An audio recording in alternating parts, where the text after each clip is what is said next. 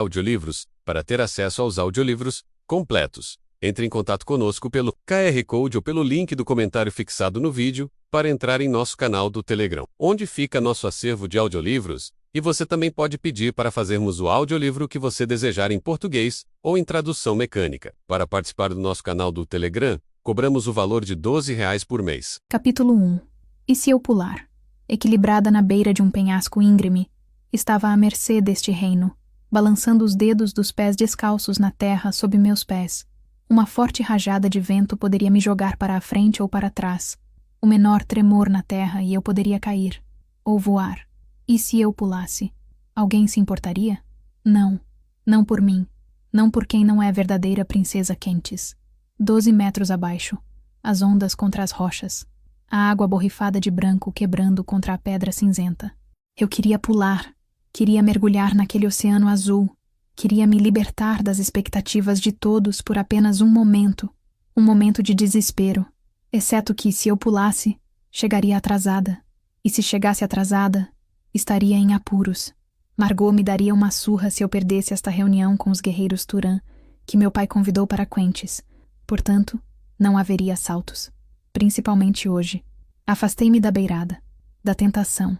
Não era como se precisassem de mim para esse fiasco. May encantaria nossos convidados.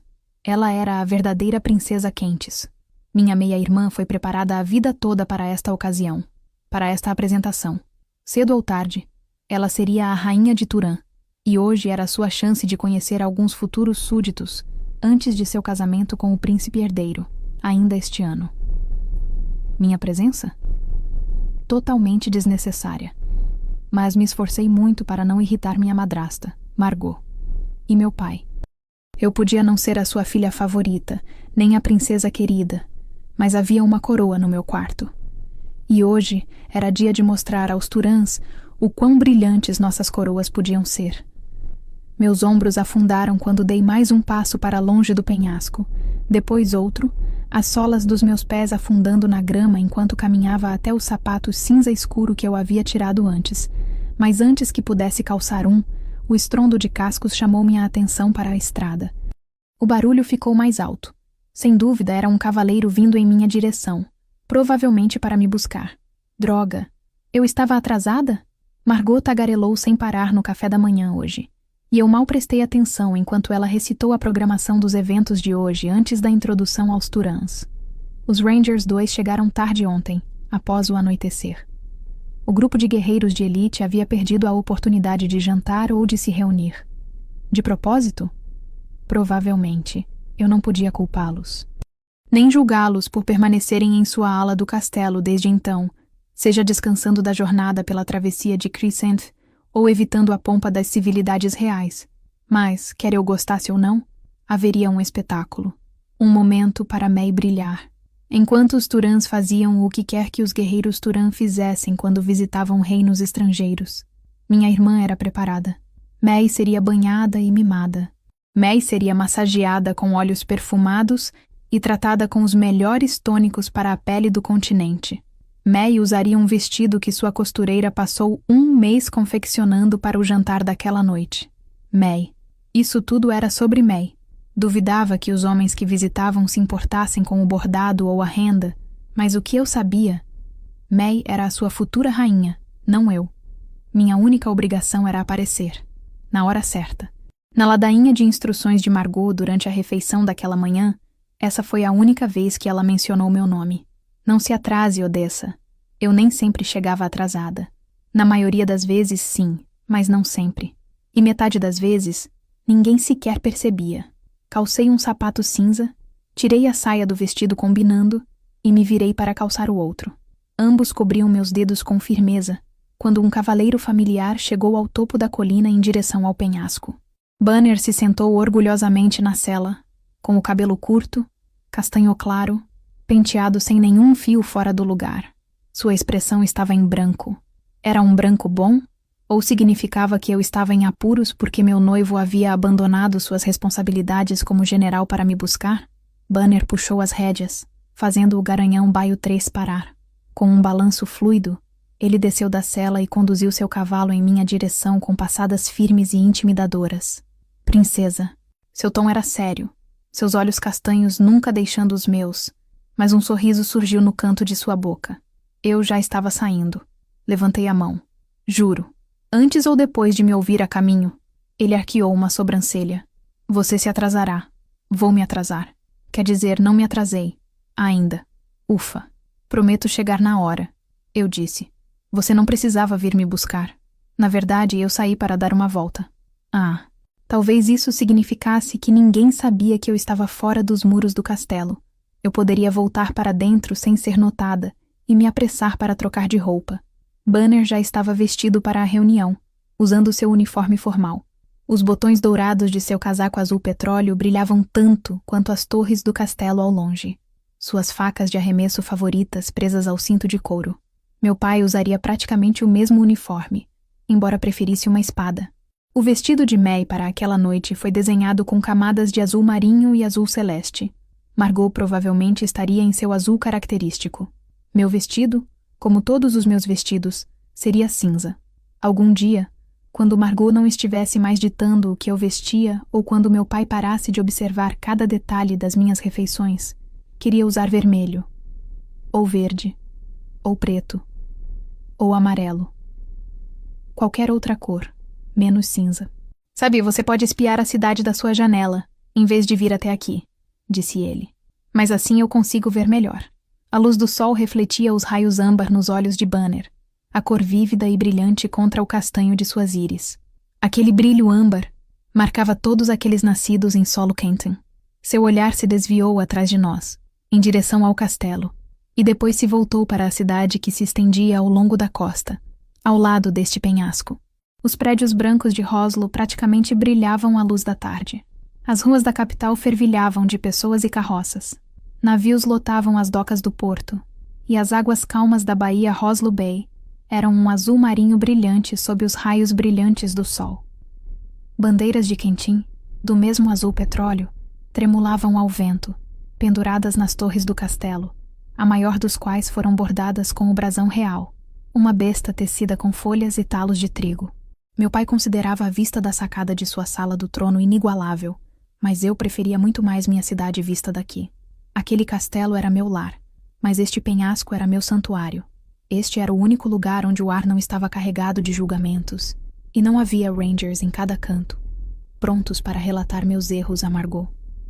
Daquele ponto de vista, conseguia sentir o cheiro do sal que subia da água, os aromas de comida e especiarias trazidos pelo vento, vindos dos mercados da praça.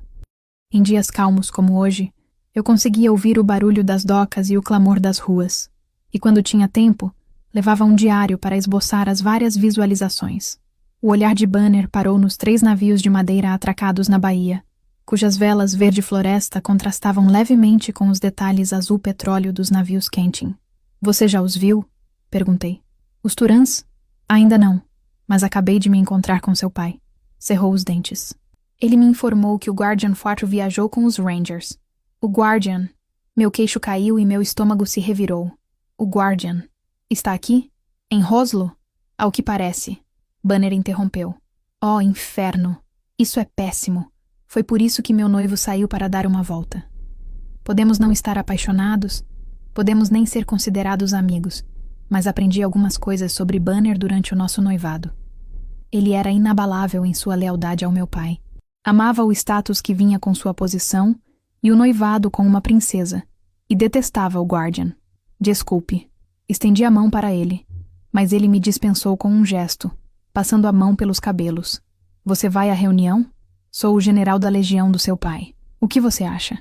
Era realmente tão difícil para ele simplesmente dizer sim? Talvez depois que nos casássemos, ele parasse de me tratar como criança. Mas, considerando a diferença de 15 anos, não estava exatamente contando com isso. Banner passou a mão pelo maxilar, liso e com uma expressão raivosa. Reze para Karine para que eu consiga manter a compostura. Eu rezaria para que a deusa da paz estivesse conosco hoje.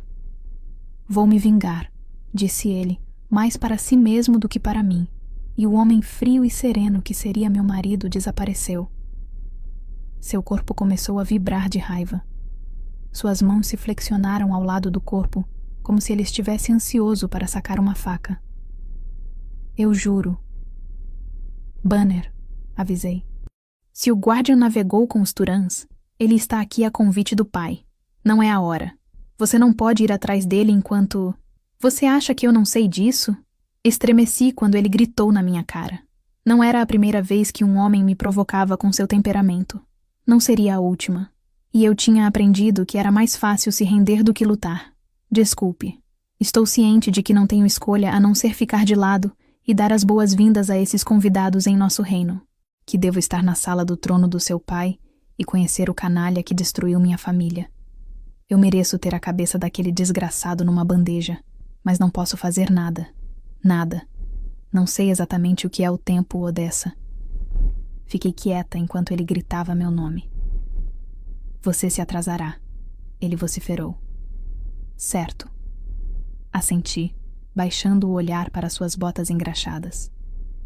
Banner expirou, recompondo-se. Então, enganchou um dedo sob meu queixo, inclinando meu rosto para cima, até que nossos olhares se encontrassem. A raiva em suas íris desaparecendo lentamente. Desculpe. Estou frustrado. É compreensível. Quer que eu te leve de volta? Posso abrir mão do resto da viagem. Não. Dei um sorriso suave. Pode ir. Eu vou a pé. Se eu estivesse no lugar de Banner, provavelmente também precisaria esfriar a cabeça. Por que meu pai o forçaria a comparecer a esta reunião hoje? Meu pai sabia que o Guardian havia matado o irmão de Banner, que haviam brigado por uma mulher em Turá e que a briga terminara em morte. Quando a notícia do assassinato de seu irmão chegou a Quentes, a notícia abalou irreparavelmente a mãe de Banner, a ponto de a mulher ter tirado a própria vida no ano passado. Aparentemente, o pai podia ser tão insensível com seu amado general quanto com sua filha mais velha. Eu te vejo mais tarde, disse ele. Não se atrase, princesa. Banner passou os dedos pela minha bochecha, depois recuou para seu cavalo, subiu na sela e desapareceu sem olhar para trás em direção às colinas extensas e aos campos ondulados que cercavam Roslo. Esperei até que ele desaparecesse de vista, e então, com um suspiro, comecei a descer o caminho trilhado que me levaria à entrada dos fundos do castelo. De lá, eu poderia passar por uma entrada lateral e subir as escadas para meus aposentos no quarto andar. Meu quarto cinza. A suíte de May era azul claro, para a noiva virginal que em breve se casaria com um príncipe, que cumpriria seu papel de acordo com o Tratado Comercial de Calandra, que mantinha os 5 reinos em paz. Ela era o Sparrow Faico, mas May estava longe de ser uma ave doce e delicada. Certamente não seria virgem em sua noite de núpcias.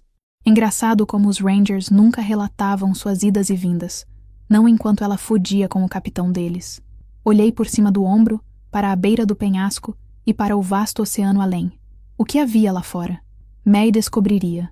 Depois do casamento, ela zarparia para Turá. Menina sortuda. Nunca na minha vida senti ciúmes da May. Ela era a filha favorita do meu pai. Quando chegou a hora de ele escolher o Sparrow, não foi surpresa que tivesse escolhido May. E ela era o orgulho e a alegria da Margot. Ela tinha uma mãe, ao mesmo tempo que eu tinha um fantasma. Mesmo assim, nunca a invejei, nem uma vez. Até agora. Porque logo ela partiria e descobriria o reino além dos portões de Roslo e das costas de Quentes. Eu sentiria falta da minha meia-irmã. Desde o dia em que a Margot a colocou nos meus braços, quando eu tinha 5 anos, a May tinha sido minha. Ela brigava comigo por tudo. Importunava-me implacavelmente. Não era gentil nem grata. Era um pé no saco, mas era minha irmã. Eu sentiria falta dela. E mal podia esperar que ela fosse embora. Talvez quando a sombra dela desaparecesse, eu tivesse alguma liberdade. Talvez não. Talvez os únicos momentos de paz que eu encontraria pelo resto da minha vida fossem neste penhasco. Uma brisa levantou meu cabelo rebelde, empurrando uma mecha para dentro da minha boca. Cuspi rapidamente, mas não antes que o gosto amargo da tinta marrom que Margot usava semanalmente se espalhasse pela minha língua. Os cachos rebeldes nunca ficavam presos na trança, por mais que as damas de companhia puxassem e repuxassem. A única vez que cooperava era quando estava molhado. O oceano me chamou. Parei e me virei. E se eu pulasse? Alguém notaria? Não. Não para esta princesa. Um sorriso surgiu em meus lábios. Corri em direção ao penhasco. Meu vestido cinza e sem graça esvoaçava atrás de mim enquanto corria, cada vez mais rápido, braços se movimentando, pernas se empurrando. Não pensei, não vacilei. Num instante, meus pés estavam presos à terra. No outro, eu estava voando. Capítulo 2. A água pingava da bainha do meu vestido encharcado, deixando um rastro pontilhado enquanto eu caminhava na ponta dos pés pela galeria da ala leste do castelo. Meu coração disparava, a adrenalina do mergulho do penhasco ainda correndo em minhas veias. Eu tinha 16 anos quando dei aquele salto pela primeira vez. Um grupo de criados havia escalado aquela colina em uma tarde escaldante de verão, e o segui por curiosidade. Observei-os de longe, enquanto um por um saltavam da borda. Quando todos nadaram até a praia e se recolheram ao castelo, criei coragem para me aproximar do penhasco. Levei horas avaliando a queda antes de finalmente dar o salto. Quando mergulhei na água fria, chutando furiosamente para a superfície, jurei nunca mais fazer aquilo. Mas uma semana depois, após levar uma bronca do mestre de armas sobre minha inépcia no arco e flecha, escalei aquela encosta. Eu a reivindiquei como minha. Nos momentos em que precisei me sentir corajosa, livre e viva, aquele penhasco foi minha salvação. Hoje não foi a primeira nem a última vez que entrei furtivamente no castelo encharcada. Meus sapatos sumiram, roubados pelo mar, e minhas solas descalças chapinhavam no chão de mármore branco, enquanto me esgueirava pela galeria deserta. Meus ouvidos permaneciam atentos ao menor som, enquanto me aproximava lentamente de tapeçarias e pinturas. Esgueirar-me provavelmente era desnecessário. Ninguém entrava naquele salão, especialmente Margot. Ela não gostou das obras de arte daquela galeria em particular. Eram muito macabras para o seu gosto. Cada peça retratava o ponto crucial das gerações passadas.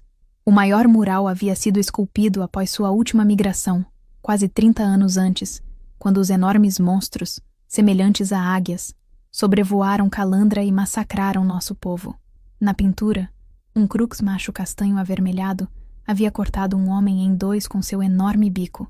Entranhas pendiam de sua boca aberta. Sua garra, mais afiada que qualquer lâmina, perfurava o coração de uma mulher esmagada sob seu peso. Os chifres grossos e pontudos do macho pingavam sangue e sangue coagulado. Margot não estava errada. Esta galeria era violenta. E talvez, depois de passar por uma migração, eu também não pisaria mais neste salão. Estava escrito que os antigos deuses, Ama e Oda, criaram os animais de Calandra como presentes aos humanos, como companheiros para compartilhar neste reino. A mãe e o pai tinham orgulho de suas belas criações. Eles os cobriram de louvor e glória, mas esse orgulho enfureceu os filhos dos deuses, e num acesso de inveja, os novos deuses, os The Six Seis, criaram seus próprios animais. Os Six criaram predadores à imagem dos animais de Calandra, embora suas variações fossem muito mais belas, muito mais poderosas, muito mais mortais. Nasceram monstros para servir de lembrete aos humanos e aos animais de que éramos frágeis e insignificantes. E não havia monstro mais temido do que o Crux. A primeira vez que vi esta obra de arte, aquele mural assustador, vomitei num vaso de samambaia, mas a próxima migração chegaria em breve. Por isso, forcei-me a voltar a esta galeria, uma e outra vez, até que as cenas não me embrulhassem mais o estômago. Quando vi o Crux voar pela primeira vez, estava preparada para a devastação que nosso povo enfrentaria. Os deuses realmente se superaram com sua criação. Havia monstros. E depois, havia o Crux. Segundo as previsões dos estudiosos, a próxima migração poderia ocorrer já na próxima primavera. Daqui a menos de um ano. Eu tive o luxo de estar protegida dentro das muralhas deste castelo quando tantos outros não tiveram. Desviando os olhos do mural, virei num corredor, prestes a correr em direção à escada. Quando quase bati em um corpo, recuei uma fração de segundo antes de colidirmos. O pedido de desculpas morreu na minha língua enquanto olhava para o sacerdote Voster. Meu suspiro ecoou pelas paredes ao mesmo tempo que me afastava do emissário do meu pai. Ele me encarava sem piscar, de sua estrutura imponente, uma cabeça e ombros ossudos acima da minha altura. Vestia uma túnica cor de vinho, o tecido envolto em seu corpo esguio.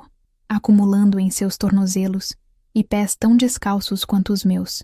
As unhas dos dedos das mãos e dos pés eram grossas e rugosas com um tom verde escuro.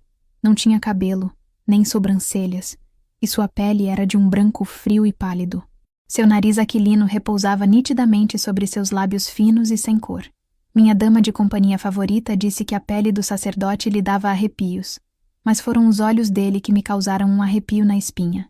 Eram piscinas sólidas, infinitas, sem pupilas, da mesma cor verde escura das suas unhas. Pesadelos nasceram naqueles olhos. Eu não me importava com o que os outros diziam sobre a Irmandade. O Voster era muito pior do que qualquer monstro que vagasse pelos 5 reinos. Poder irradiava de seu corpo, fazendo-me balançar sobre os pés. A magia Voster crepitava ao meu redor como faíscas. Era estonteante, enjoativo. Era como pular do meu penhasco. Só que não havia fundo. Não havia fim para o giro das minhas entranhas ou para o buraco sob meus pés. Os humanos não foram feitos para estar tão perto da magia. Engoli a vontade de gritar enquanto seu poder raspava e arranhava a pele nua dos meus braços. O Voster inclinou a cabeça para o lado, como um pássaro, enquanto observava minhas roupas molhadas. Ergueu a mão ossuda, segurando um único dedo.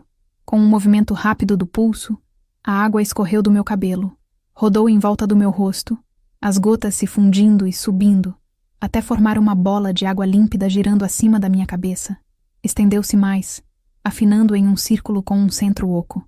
Espinhos se estendiam da água, como se estivesse sendo puxada em direção ao teto abobadado. Ele girou, e girou, e girou, até que o sacerdote moldou a água em uma coroa que pairou sobre minha cabeça. O pai disse que a Irmandade Voster frequentemente usava sua magia fluida para transmitir uma mensagem, que manipulavam o ar, a água e o sangue para fazer declarações.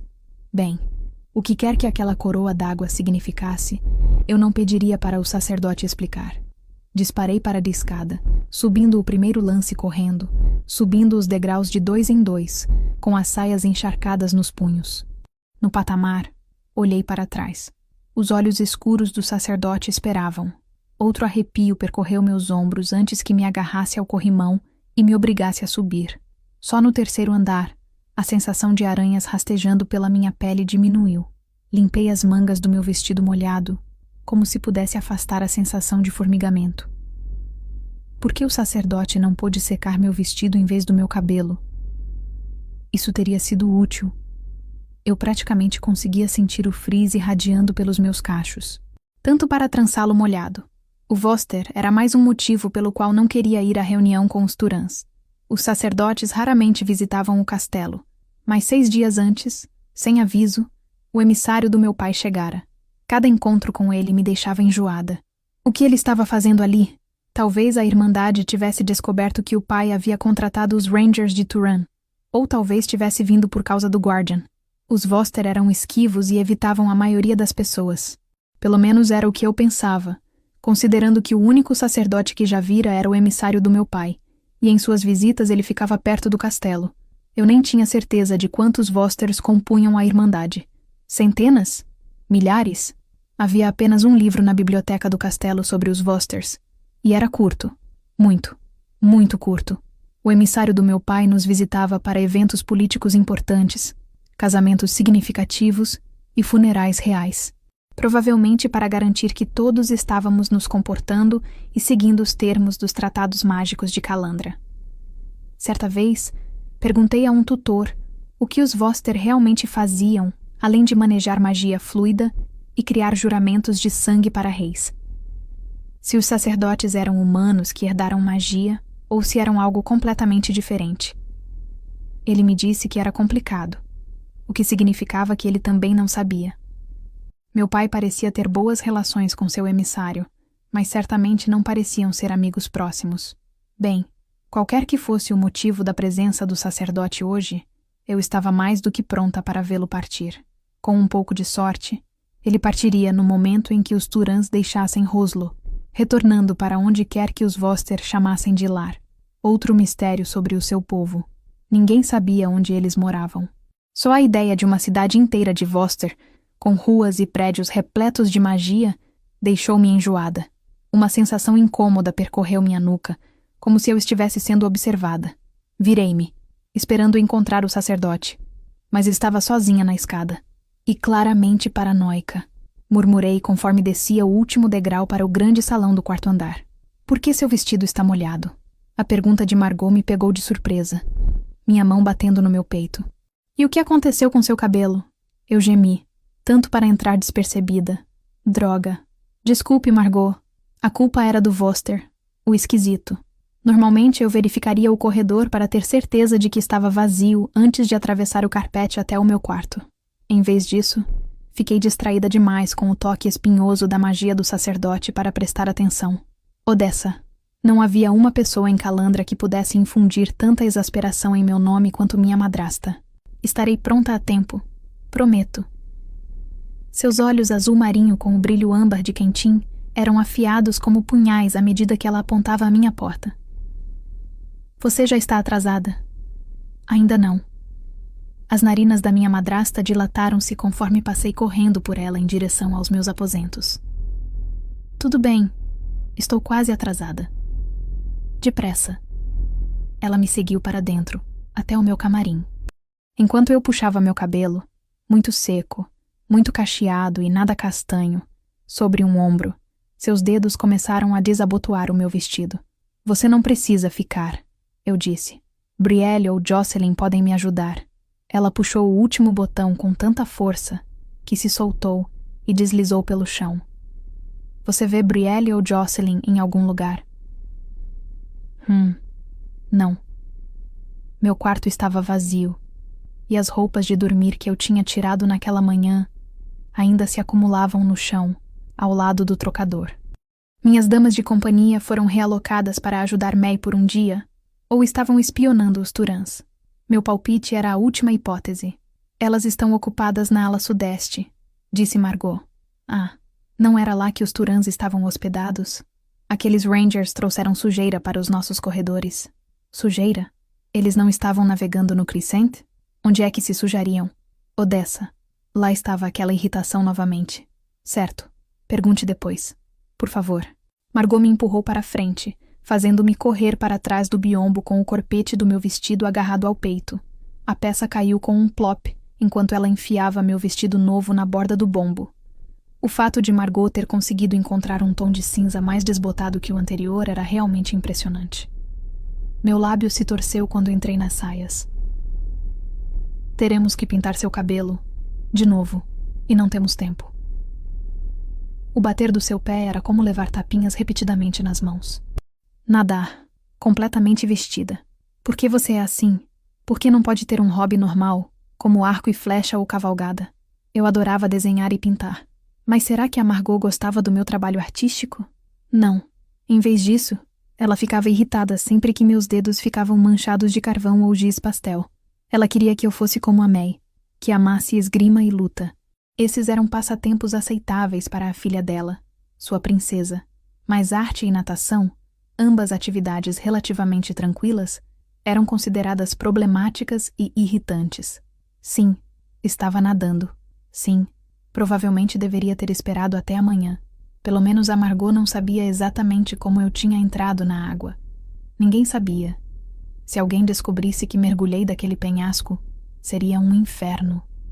Estou me apressando. Prometi. Perdi a noção do tempo. Garota, você testa os limites da minha paciência. Desculpe.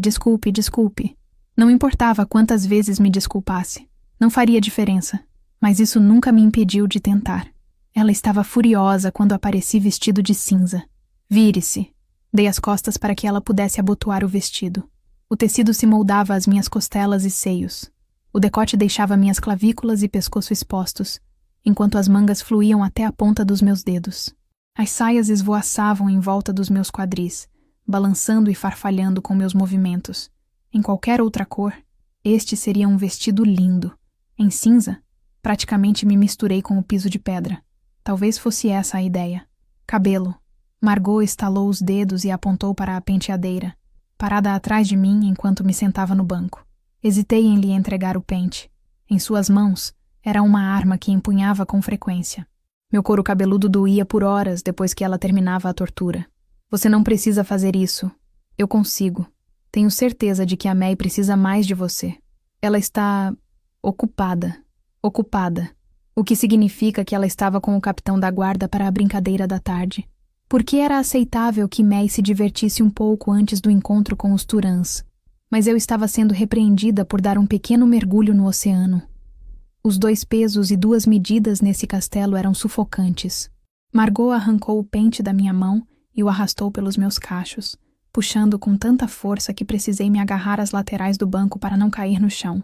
Depois de desembaraçar a maioria dos fios, estalou os dedos da mão livre. Pó. Estendi a mão para o pote de opala sobre a penteadeira, arrancando a tampa e engasgando com o odor pungente da tinta. O cheiro desapareceria em poucos minutos. Mas, céus, aquela primeira inalação queimou minha garganta. Ela aplicou o pó na minha raiz, até que minha cor natural desaparecesse. Até que os fios laranja, ruivo, acobreado e caramelo desaparecessem. Nenhum cacho passou despercebido, e quando me olhei no espelho, o tom familiar de castanho me encarou através do vidro. Eu não me importava com o marrom, na verdade.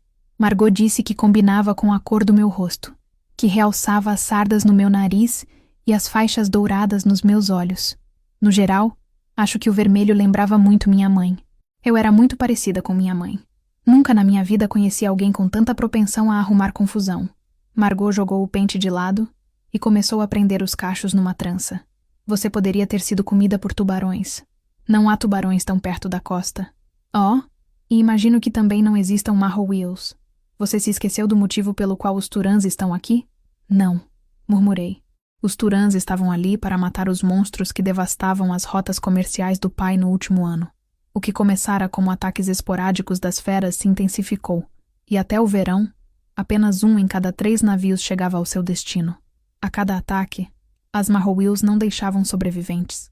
Antes do ano passado, antes de começarem a atacar nossos navios, elas só viviam nas águas mais profundas do Oceano Marixmore, longe de onde nossos navios Quentin navegavam. Por que haviam mudado de habitat? Teriam os monstros se mudado para o interior em busca de alimento? Haveria um novo predador os levando em direção às costas de Roslo? Os deuses criaram monstros ainda mais aterrorizantes que o Crux? Não apenas nossos carregamentos estavam sendo perdidos, como os melhores marinheiros de Quentis sendo afogados e devorados pelas Marrow-Wills. Estava se tornando impossível e caro convencer alguém a fazer a viagem pela travessia de Crescent. As rotas comerciais precisavam ser protegidas. Os grãos que colhemos e vendemos para Line, Genesis, Ozarth e Turá precisavam ser entregues antes que outro rei considerasse esses carregamentos perdidos como um insulto, como uma quebra do tratado, como um convite à guerra. Ninguém podia se dar ao luxo de uma guerra, não quando a migração crucial estava chegando tão cedo. Precisávamos estocar nossos recursos, ter armas, comida e suprimentos prontos para quando os monstros chegassem. Só os deuses sabiam a destruição que eles trariam. Nossos navios carregados de trigo, milho e cevada não podiam desaparecer, especialmente quando essas colheitas haviam sido trocadas por armas e madeira. Os soldados de Quentin tentaram matar as Marrow-Wills, mas os monstros eram tão cruéis e astutos quanto qualquer guerreiro. Moviam-se com a velocidade da luz, e o osso rígido que se projetava de seu crânio era capaz de atravessar a estrutura de um navio. Nossos homens conseguiram matar alguns monstros, mas não o suficiente. Os terrores continuaram a afundar nossos navios. Então, meu pai contratou os Turans para expurgar da travessia de Crescent as Marrow-Wills. Como? Eu não fazia ideia. Você acha que eles conseguirão matá-los? Perguntei a Margot. Bem, se os 6 animais mortos pendurados nas docas esta manhã são alguma indicação, então eu diria que sim. O quê? Eles já mataram as Marrow-Wills? Endireitei-me. Ou quando? Eles as trouxeram assim que chegaram ontem à noite. Se eu soubesse, teria pulado o penhasco e ido direto para o cais. Nunca tinha visto uma das lendárias Marrow-Wills em nada além de livros. Qual o tamanho delas? São azuis? Margot bufou. Você está mais animada com 6 monstros mortos do que com seu próprio casamento com Banner. Ela não estava errada. Eu tinha perdido mais reuniões de planejamento do que comparecido. Virei-me. É como você acha que eles as mataram? Odessa. Ela disparou, forçando minha cabeça a se virar para o espelho. Fique, parada. Quem se importava com o meu cabelo? Eu não era a mulher em exposição hoje. Ninguém se importava comigo, mas fiquei de boca fechada e deixei a Margot continuar trançando. Antes da morte da minha mãe, Margot era sua dama de companhia, e como eu tinha o cabelo da minha mãe, Margot era muito experiente em domar os cachos. Vi Banner mais cedo. Esperei até que os olhos azuis de Margot encontrassem os meus dourados no espelho. Ele me disse que o Guardian chegou com os Turans. Sim, uma ruga se formou entre suas sobrancelhas. Guardian, um homem que dizem ser mais cruel e mortal do que qualquer criatura criada pelos deuses. Notícias do Guardian chegaram às praias de Quentes 3 anos atrás, e desde então, inúmeras histórias foram inventadas sobre suas origens. Alguns acreditavam que ele havia saído rastejando de uma cova em Turá, que era mais um fantasma do que um ser mortal. Alguns diziam que ele era Isaac encarnado, que o deus da morte havia se cansado de seu trono e se disfarçado de homem para atormentar a humanidade por diversão, e outros tinham certeza de que seus poderes haviam sido concedidos pelos próprios deuses antigos. Ele era mais um mito do que um homem, e histórias sobre ele se espalharam pelo continente como fogo em palha. O que significa ele estar aqui? Perguntei a Margot. Significa que você não deve sair por aí sem seus guardas. Significa que não devemos nos atrasar. Ela trabalhava com dedos furiosos, prendendo cada mecha em uma trança grossa. No entanto, hoje, até meu cabelo pareceu protestar contra essa farsa. Quando a terceira mecha se soltou em volta das minhas têmporas, ela ergueu as mãos. Não tenho tempo para isso. Termine e vá para a sala do trono. Ela marchou em direção à porta, fazendo as saias de seu vestido cobalto esvoaçarem. Ao passar por uma janela, a luz do sol refletiu através das joias de sua coroa. Seus cabelos sedosos e dourados caíam em mechas elegantes sobre os ombros e a coluna. Ela flutuava mais do que andava, com o queixo erguido. Podia não ter nascido na realeza, mas Margot Cross era uma rainha por excelência. A sua filha também seria. Com a saída da minha madrasta, fiquei de frente para o espelho e desabei. Em momentos como este, desejava ser mais jovem, que eu fosse uma criança como Artalayus. Meu meio-irmão passava os dias na creche, felizmente alheio às suas obrigações. Ótimo. Como herdeiro do trono do meu pai, Arte um dia assinaria um juramento de sangue de fidelidade ao meu pai, como a maioria dos herdeiros reais nos 5 reinos de Calandra, e logo teria mais obrigações do que eu poderia suportar. Pobre criança. Apesar da diferença de idade de 20 anos entre nós, eu esperava que ele viesse até mim se precisasse de um alívio das exigências do meu pai e da Margot. Até lá, May e eu carregaríamos esse fardo. Meu cabelo estava uma bagunça, apesar da tentativa de trança da Margot, mas o mantive em uma frágil submissão, deixando alguns fios soltos emoldurando meu rosto. Com a ponta presa em uma fita de cetim, puxei a coroa que havia ficado na penteadeira, ajustando a minha cabeça. Era pesada, o metal frio e implacável. Incrustadas no ouro reluzente, havia centenas de joias de âmbar reluzentes. Essa coroa era a única coisa em mim que não era cinza. Deuses! Eu odiava cinza. Endireitei a coluna e assumi a postura que meus tutores de refinamento me ensinaram desde os 3 anos de idade. Olhei para o espelho e uma princesa me encarou de volta. Uma princesa que estava atrasada. Capítulo 3. Deslizei pela entrada lateral da sala do trono, prendendo a respiração enquanto me movia em silêncio para me juntar a Margot e May à esquerda do estrado real. Bem-vindos. A voz do pai era tão fria quanto o espaço amplo e ecoante. Ele preferia uma atmosfera gélida, provavelmente porque frequentemente combinava com seu humor.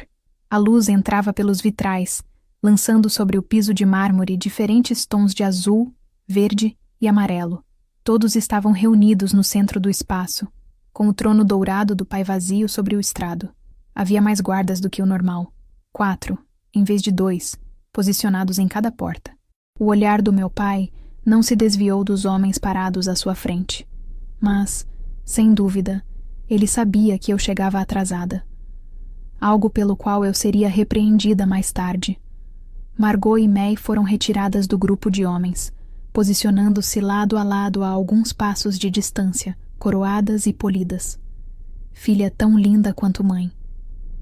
Enquanto minha irmã era uma cópia do pai em suas teimosas e férreas vontades, May era quase uma réplica de Margot na aparência, desde a linha clássica de seus narizes à ponta afilada de seus queixos. Eu parecia com a minha mãe. Gostaria de ter uma lembrança do seu rosto. Ela morreu quando eu era bebê e meu pai mandou remover os retratos dela dos corredores. A única razão pela qual eu sabia que havia herdado o seu cabelo era por causa da frequência com que Margot o amaldiçoava. Mas, tirando isso, não fazia ideia se tínhamos o mesmo nariz, queixo ou boca. Quando parei ao lado de Margot, ela me lançou um olhar de desaprovação e depois voltou sua atenção para os homens. 5 Turãs estavam ombro a ombro, suas estruturas largas formando uma muralha. Cada um era um pilar de músculos definidos e força bruta. Deuses, como eram enormes. Banner tinha mais de 1,80 m de altura, mas comparado a esses homens, era magro e desengonçado. Mesmo o pai, que era o maior homem que eu já vira, era páreo para a estatura e a força dos Turãs. Não é de se admirar que tenham conseguido matar as Marrowells. Os Turãs não estavam vestidos com elegância. Não que esperasse casacos sob medida, ou botas brilhantes de um bando de guerreiros. Usavam calças de couro que se moldavam às coxas grossas. Seus coletes marrons e trabalhados eram usados sobre túnicas de algodão marfim que se esticavam contra os bíceps definidos. Cada um usava algemas de couro nos pulsos. 2 dos homens tinham tatuagens escuras e intrincadas cobrindo os antebraços. Cada Turã estava armado com facas ou espadas presas às costas. Um homem carregava 3 punhais no cinto. Pareciam preparados para a guerra, não para um jantar com a realeza. Era surpreendente que o pai os tivesse deixado entrar na sala do trono do jeito que estavam armados. Normalmente os convidados eram despojados de suas armas antes de uma audiência com o rei. Teriam os Turãs recusado? Ou os guardas sequer teriam se dado ao trabalho de pedir? Antes de começarmos as apresentações, a voz grave do meu pai ecoou pela sala. Gostaria de expressar minha gratidão pelos seus serviços. Meus homens me disseram que 6 Marrowills foram trazidas com seus navios ontem à noite. Eu não esperava que agissem tão rapidamente. Por isso vocês têm os meus agradecimentos. O homem com as adagas cruzou os braços sobre o peito. Ele tinha uma espessa barba cor de bronze, trançada abaixo do queixo. Nós só fizemos o que você nos contratou para fazer. Havia algo no tom do homem. Um tom de condescendência que fez o maxilar do pai contrair enquanto ele levantava a mão e estalava os dedos. A mesma porta lateral pela qual eu havia entrado momentos antes se abriu, e 2 Rangers carregaram um baú tão grande que poderia ter me encolhido lá dentro e tirado um cochilo. Eles o colocaram no centro da sala do trono, destrancaram a tampa e a abriram, revelando centenas de moedas de calandra. Era mais riqueza do que eu já tinha visto. Ouro e prata suficientes para alimentar todas as bocas de Roslo por meses. Um guerreiro Turã de pele morena e lisa e olhos escuros e profundos caminhou até o baú, abaixando-se para inspecionar seu conteúdo. Seus cabelos negros trançados em longas mechas, e as cordas estavam amarradas na nuca. Ele pegou uma única moeda e a jogou no ar. Caiu sobre as outras com um tilintar. Aquele era o Guardian? Devo contar, Alteza? Perguntou enquanto se levantava e se juntava aos outros. Espera. O quê? Quem ele estava chamando de Alteza? O guerreiro no centro da fila balançou a cabeça. Só que ele não era um guerreiro, era? Era o príncipe herdeiro? Nunca tinha visto o príncipe Turã antes, mas ele devia ser Xavier Wolf, o herdeiro do trono Turã, futuro marido de May. Certo. Isso foi uma surpresa. Se a Margot também ficou chocada, não demonstrou. May também não. Claramente, eu tinha perdido alguma coisa por estar atrasada. O príncipe Xavier estava em Roslo. O Guardian estava em Roslo. O que estava acontecendo? Era para ser uma reunião rápida e uma chance para o pai pagar os Rangers Turãs que ele havia contratado. Agora era uma apresentação real? Será que todos, menos eu, sabiam disso? Isso explicava por que o sacerdote Voster estava ali. Ainda bem que Margot insistiu em todos aqueles cuidados para May antes, já que esta era sua primeira vez cara a cara com seu noivo. Não precisa contar as moedas, disse meu pai com seu jeito frio e indiferente, mas o fogo em seus olhos caramelo traía sua aparência. Cada grama de moeda que combinamos está lá. O Ranger que falara antes, O homem barbudo com as adagas lançou um olhar avaliador ao pai. E se o preço que combinamos não for mais suficiente? Corria o boato de que o príncipe Xavier não falava. Se a fofoca fosse verdade, então talvez aquele guerreiro falasse em seu nome, como um conselheiro, ou um general. Os olhos do pai brilharam ainda mais, as estrelas âmbares brilhando como chamas gêmeas. E qual é exatamente o seu novo preço? Antes que o guerreiro pudesse responder, as portas principais se abriram, capturando a atenção de todos. O sacerdote Voster, com quem eu havia trombado antes, entrou na sala do trono. Seus pés descalços apareciam sob as vestes, aquelas unhas verdes horríveis à mostra, mas ele não estava sozinho desta vez. 2 passos atrás dele, vinha outro membro da Irmandade, com as mesmas vestes cor de vinho. Este sacerdote não andava. Em vez disso, flutuava ligeiramente acima do solo, como se estivesse sendo carregado por um vento invisível, como se a gravidade não pesasse tanto em seu corpo quanto no de todos os outros. As unhas de suas mãos e pés eram tão longas que se curvavam e se enrolavam como fitas. A ferroada da magia deles foi instantânea. O poder percorreu meus ombros e minha espinha. Precisei de todo o meu controle para não me contorcer.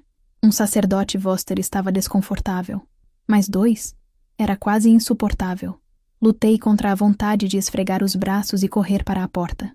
Se Margot ou May sentiram desconforto, nenhuma delas demonstrou. Quem era aquele segundo sacerdote? Teria vindo com os Turans? Ou teria acompanhado o Guardian? Os Voster não conseguiam abalar a terra nem lançar bolas de fogo, mas podiam dobrar e torcer o ar e a água à vontade.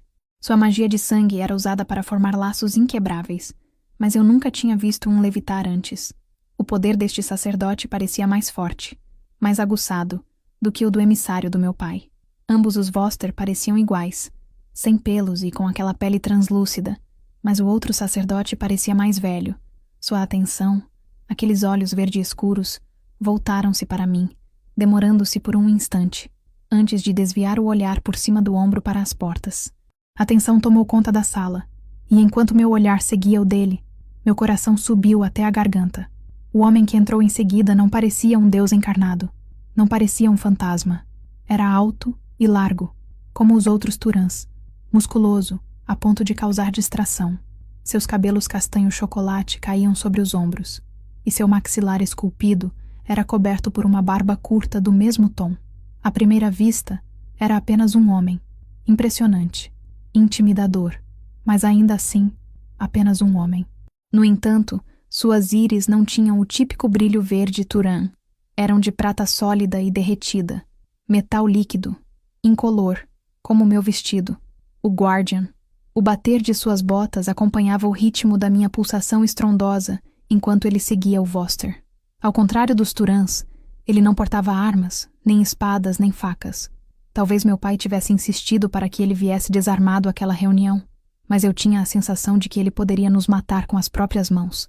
A maneira como ele assassinou o irmão de Banner. Mãos apertadas em volta da garganta, até a traqueia ser esmagada. Meus olhos se voltaram para o do meu noivo. Havia um toque assassino no olhar de Banner. Seu ódio pelo Guardian era tão forte quanto o cheiro da minha tinta de cabelo. Mas a deusa Carine deve ter ouvido nossas preces por paz, porque ele manteve o temperamento sob controle, permanecendo estoicamente ao lado do meu pai, como o general zeloso que era. Eu não estava apaixonada por Banner. Não estava particularmente animada em me tornar esposa de um homem sob o jugo do meu pai, mas também não queria vê-lo enforcado por traição. Os sacerdotes Voster pararam, juntos e separados de todos os outros. Eles formavam um grupo à parte naquela estranha provação, assim como Margot, May e eu. O Guardian não se juntou a eles. Em vez disso, a fila dos Turan se abriu conforme ele se aproximava, abrindo espaço para ele ao lado do príncipe Xavier. A sala ficou silenciosa. A tensão era tão intensa que era difícil respirar. A magia me dava dor de cabeça. Uma reunião. Só precisávamos sobreviver a essa reunião sem sentido. Então Banner poderia se desculpar antes que aquela veia latejante em sua têmpora estourasse. E eu poderia escapar para meus aposentos, onde ficaria até os Turans e Voster deixarem Roslo. Inclinei-me para a frente, arriscando outro olhar para minha irmã. Um sorriso brincava em seus lindos lábios. Por fora parecia modesto e doce. Eu sabia que não. Havia astúcia em seus olhos azuis, como se ela soubesse de um segredo que ninguém se dera ao trabalho de compartilhar comigo. May adorava segredos. Adicione uma boa dose de conflito e uma pitada de sede de sangue, e ela ficaria feliz. Seria a sua natureza? Ou seria a sua criação? Quando eu era criança, Margot me dava bonecas para comemorar meus aniversários. Quando May fez 5 anos, meu pai lhe deu de presente um conjunto de lâminas douradas. Ela se encaixaria bem com aqueles guerreiros turãs, não é? Com este príncipe. May herdara a estrutura forte do pai e a altura de Margot. 18 anos de treinamento a afiaram como uma arma. Os turãs não a destruiriam. Talvez meu pai estivesse contando que fosse o contrário. Onde estávamos? Perguntou meu pai. Mãe, você estava preocupado com o preço? Como podemos resolver isso? Ele estaria bajulando os turãs? Porque isso soava como bajulação. E meu pai não bajulava. Ele deixou o comentário do guarda sobre contar as moedas passar sem uma resposta ríspida. E agora perguntava como poderia resolver uma preocupação. May aprendera a astúcia com as instruções dele. Portanto, o que realmente acontecia? Havia mais do que um rei contratando mercenários. Apresentações. Antes de continuarmos. O sacerdote Voster, que levitava, falou, com a voz suave como seda. Eu nunca tinha ouvido um sacerdote falar antes. Esperava um som áspero, um tom tão agudo quanto o seu poder, mas era como música, suave e fascinante. O som de uma sereia cantando para você dormir, antes de te engolir por inteiro. Ao seu comando, a atenção dos homens se voltou para nós. 5 pares de olhos turãs, com íris verdes brilhantes, se arrastaram sobre Margot e May, enquanto o olhar prateado do Guardian se fixou em mim. Era tão desconfortável quanto a magia Voster. Meu pai acenou para Margot. Ela colocou a mão na parte inferior das costas de May e, juntas, caminharam em direção aos turãs, comigo um passo atrás. O turã no centro do grupo usava um diadema na testa. A faixa não era incrustada com joias ou pedras preciosas. Era um conjunto de fios de metal entrelaçados para formar uma linha prateada.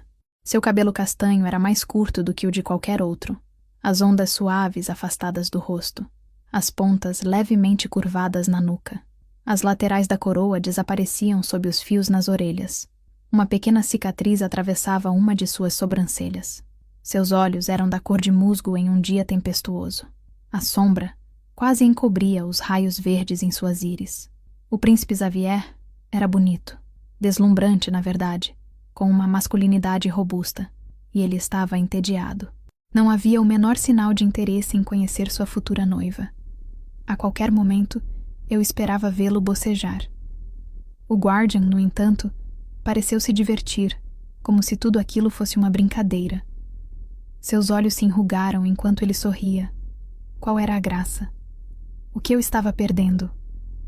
Príncipe Xavier, apresento-lhe minha filha May, disse meu pai. De acordo com o Shield of Sparrows, ela será sua noiva no equinócio de outono, daqui a 3 meses. Xavier estudou May por um longo momento. Depois olhou para o Guardian. Uma conversa silenciosa se passou entre eles.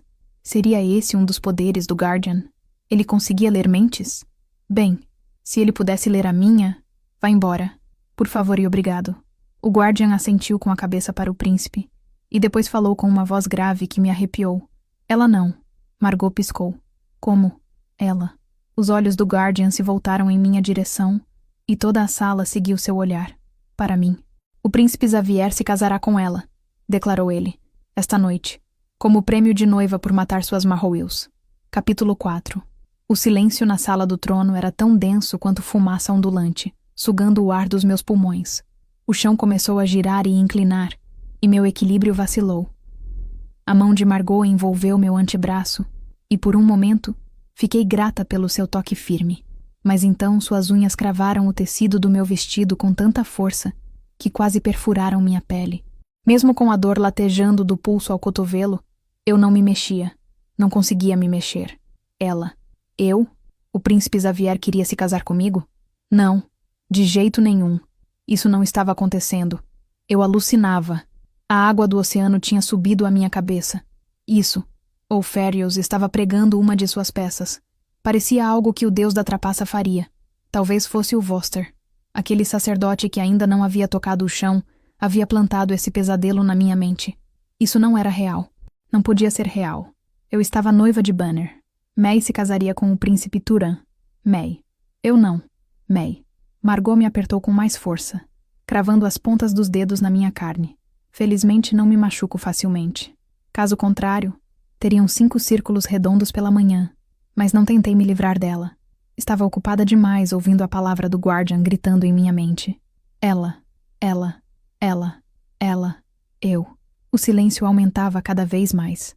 A tensão dobrava, triplicava. A explosão era inevitável. E quando o silêncio finalmente se rompeu, a sala explodiu imediatamente. Deve haver algum engano. Margot falou com os dentes cerrados. Cada sílaba era pontuada por suas unhas cravando-se mais fundo em meu braço. Não. A voz do pai era um estrondo, fazendo as paredes tremerem. Um sibilo, cru e voraz, escapou da garganta de May. Então veio a declaração óbvia de Banner. Ela é minha noiva. E uma risada. Grave, baixa, seca e sem humor. Pisquei, forçando minha visão a focar, concentrando-me naquela risada. O Guardian estava rindo. Seus olhos prateados brilhavam brancos como um relâmpago, e o sorriso irônico em sua boca se alargou. Idiota. Margot engasgou. O maxilar do pai se contraiu. Droga. Acho que eu disse isso em voz alta. Bem, ele era um babaca por rir.